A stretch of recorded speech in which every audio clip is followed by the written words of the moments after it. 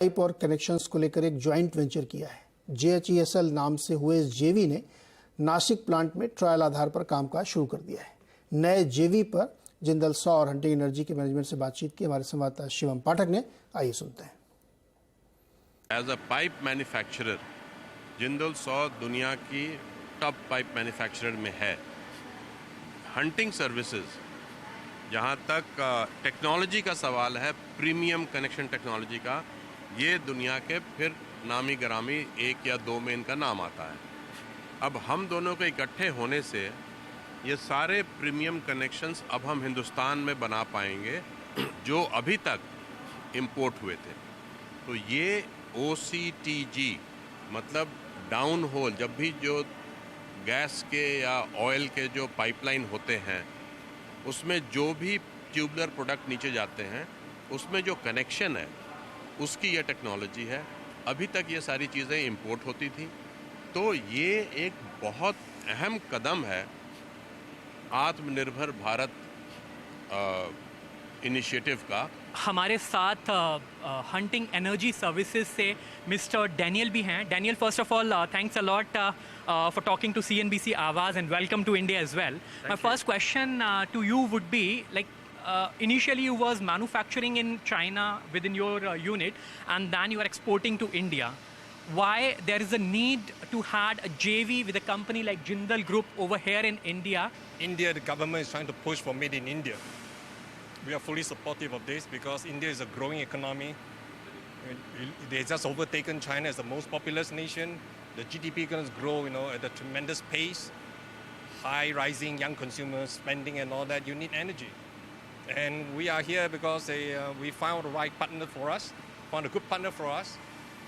They make the mill, but they make the pipes. They make the pipes just beside us. It's an integrated supply chain. They make the pipes. They do the threading. We do the premium. We bring the best technology to the country.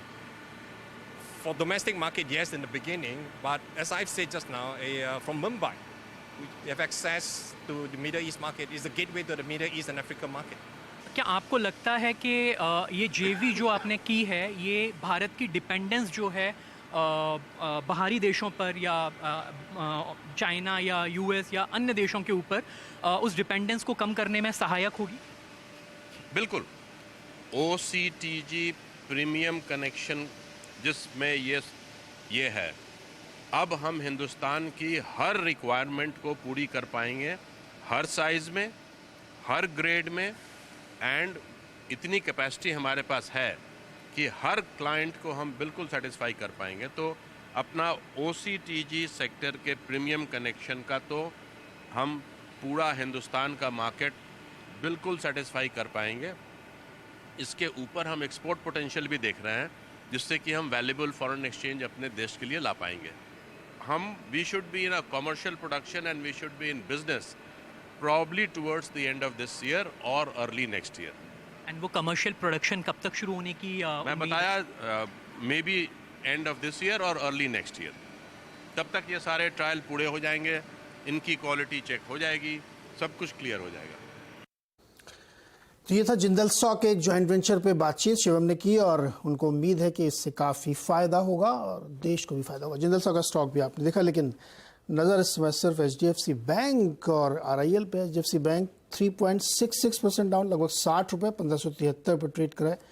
और आज metropolis health care में भी 3% की गिरावट देखने को मिल रही है। JK cement, Apollo hospital sector में भी आज अच्छा खासा दबाव यहाँ पे देखने को मिल रहा है और लगातार प्रेशर ऊपरी स्तरों से मार्केट पे बना हुआ है। हालांकि एडवांस डिक्लाइन अभी भी बहुत ख़राब नहीं है, 1:1.6 आप कह सकते हैं, 1 के सामने 1.5 के आसपास की बात है, लेकिन मार्केट पे प्रेशर डेफिनेटली ऊपरी स्तरों पे बनता हुआ दिख रहा है। कुछ एक छोटे मोटे फाइनेंशियल सेक्टर में आप कह सकते हैं कि मामूली सी तेजी है, M&M financial, AU small, IDFC first bank जैसे में, लेकिन लार्जली मार्केट में हायर लेवल पे प्रेशर देखने को मिल रहा है। चलिए एक छोटा सा ब्रेक लेते हैं यहाँ पे। ब्रेक के बाद देखिए आप खिलाड़ी नंबर 1।